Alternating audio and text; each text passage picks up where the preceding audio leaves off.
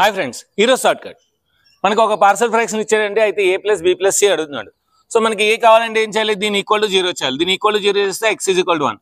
ఇందులో తప్పించి మిగతా దాంట్లో వేసాను. అప్పుడు ఏమవుతుంది? మనకి x ఈజ్ ఈక్వల్ టు అంటే 1 ప్లస్ 13 14లో 10 తీస్తే 4 బై ఇందులో వేయకూడదు, ఇందులో వేయండి. సో ఇందులో వేస్తే మనకి x ఈజ్ ఈక్వల్ టు 1 వేస్తే దీన్ని x minus 2 into x minus 3 రాయొచ్చండి.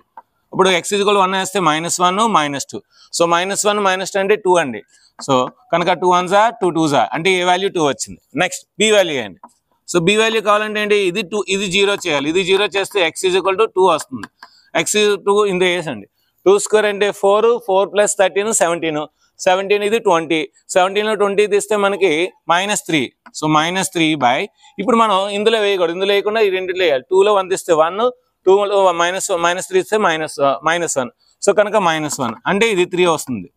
అంటే మనకి సి వాల్యూ కావాలి. సి వాల్యూ కావాలంటే చిన్న లాజిక్ 2 + 3 5. సో అంటే 5లో మనకి ఎంత తీస్తే మనకి వేస్తుందో ఖచ్చితంగా సి కట్టాలి. ఓకే, సి కడదాం.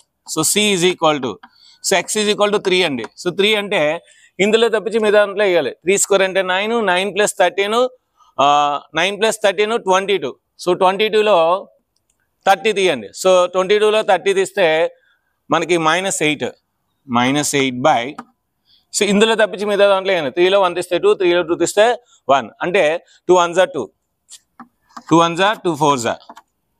సో మనకి ఏమొచ్చింది? 2 + 3 -4 వచ్చింది. 2 + 3 అంతా 5, 5లో 4 తీస్తే అంతా 1. సో 1 వచ్చింది కదా, ఫస్ట్ ఆప్షన్ వేయకూడదు, సెకండ్ ఆప్షన్ వేయాలి. సో ఇలాంటి లాజిక్ షార్ట్ కట్స్ కోసం మన ఛానల్ సబ్స్క్రైబ్ చేయండి, లైక్ చేయండి, షేర్ చేయండి. Thank you.